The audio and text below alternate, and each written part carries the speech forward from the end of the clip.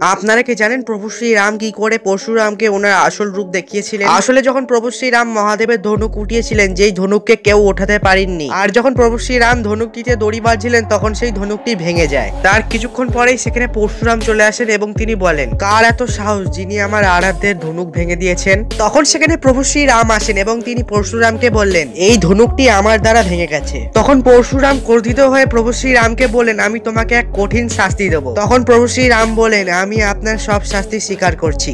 তখন পরশুরাম আস্তে আস্তে বুঝতে পারলেন যে প্রভু শ্রীরাম কোনো সাধারণ ব্যক্তি নয়। এই জন্য প্রভু শ্রীরামকে তিনি বললেন, ওঠো রাম, এটা হচ্ছে সারাং ধনুক, যা ভগবান বিষ্ণুর ধনুক। তুমি কি এই ধনুকে বাণ সংযোগ করতে পারবে? যখন প্রভু শ্রীরাম ধনুকটিকে নিলেন, এই দেখে পরশুরাম অবাক হয়ে গেলেন এবং যখন প্রভু শ্রীরাম ধনুকটির ওপর তীর রাখলেন, তখন এই দেখে পরশুরাম বুঝতে পারলেন যে প্রভু শ্রীরামই হলো ভগবান বিষ্ণু। আপনিও যদি প্রভু শ্রীরামের সত্যিকারের ভক্ত হয়ে থাকেন তাহলে কমেন্টে জয় শ্রীরাম লিখতে ভুলবেন না।